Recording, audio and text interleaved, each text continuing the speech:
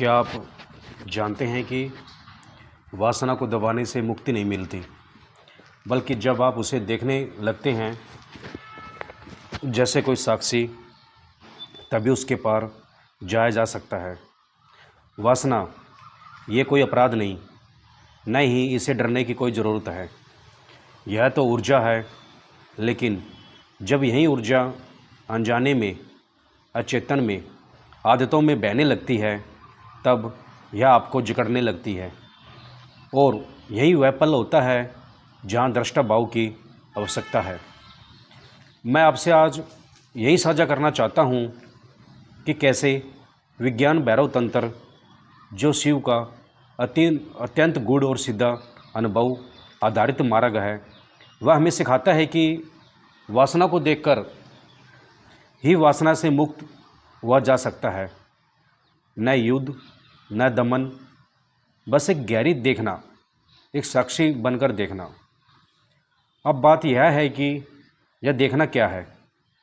जब कोई विचार उठता है, मुझे यह चाहिए, मैं उसे चाहता हूँ, तो क्या आप उस पल उसके पीछे भागते हैं या आप ठहर कर उसे देखते हैं, जैसे कोई बाहर खड़ा तमाशा देख रहा हो। यहीं पर आता है दृष्टा भाव। दृष्टा बनना मतलब यह नहीं कि आप निष्क्रिय हो जाएं। दृष्टा बनना मतलब है आप अंदर जो चल रहा है उसे पूरा देख सके, बिना उसमें उलझे, बिना उसे दबाए, बिना किसी निर्णय के। आप अपने भीतर वासना उठते हुए देखिए।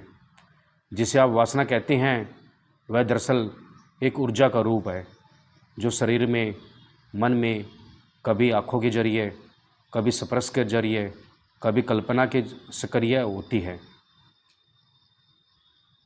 और उस समय हम उसके साथ बह जाते हैं, हम उसमें खो जाते हैं। लेकिन शिव कहते हैं, उसे पूरा देखो, उसे एक दर्शक की तरह देखो, जैसे कोई फिल्म चल रही हो और आप थिएटर में सीट पर बैठे हो। जब आप वासना को साक्षी भाव से देखते हैं, तो धीरे धीरे उसमें सम्मोहन नहीं बचता। वो ऊर्जा पहले आपको नीचे खींच रही थी, वही ऊर्जा अब ध्यान ईंधन बन जाती है। विज्ञान भैरव तंत्र में एक सुंदर सूत्र आता है, जब जब कुछ भी दिखे, उसके गहराई में उस तत्व को पहचानो जिससे वह उत्पन्न हुआ है।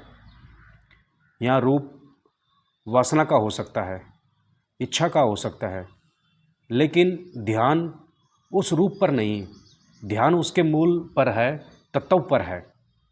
अब आप सोचिए, जब भी कोई वासना की लहर आती है, अगर आप उसे बस पकड़ ले, दौड़ पड़े, तो आप कहीं के नहीं रहेंगे।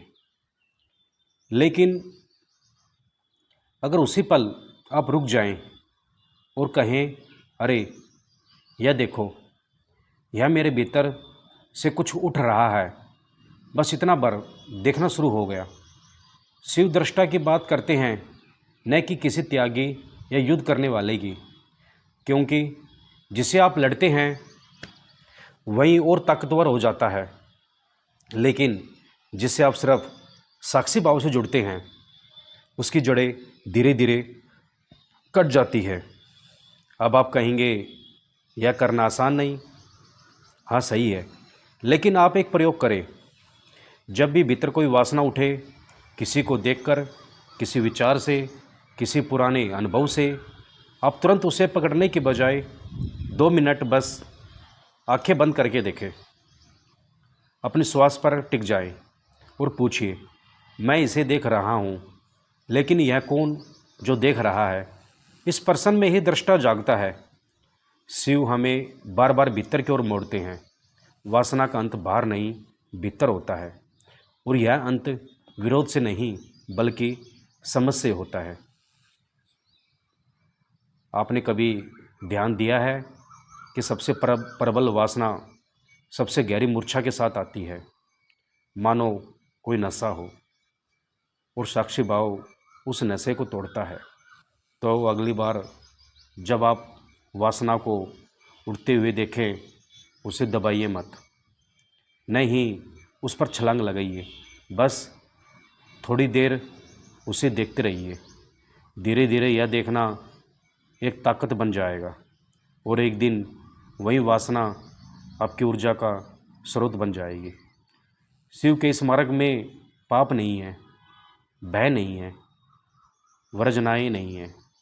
यहाँ है एक जीवंत प्रयोग और वासना इस प्रयोग के लिए सबसे उपयुक्त माध्यम बन जाती है, क्योंकि जहाँ ऊर्जा है वहीं चेतना का मोड़ा जा सकता है। अगर ऊर्जा ही नहीं है, अब चेतना को क्या मोड़ोगे। आप उस दृष्टा भाव की साधना का रोज करें और देखें फिर एक सप्ताह में आपकी चेतना में कितना परिवर्तन आता है। वासना अब एक दुश्मन नहीं रहेगी, वह आपके ध्यान का द्वार बन जाएगी। यही विज्ञान भैरव तंत्र का चमत्कार है। यही है हमारे चैनल स्वामी ध्यान चेतना ध्यान साधना का संदेश कि हर अनुभव, हर भाव, हर इच्छा एक द्वार बन सकती है अगर आप दृष्टा बनकर देखें।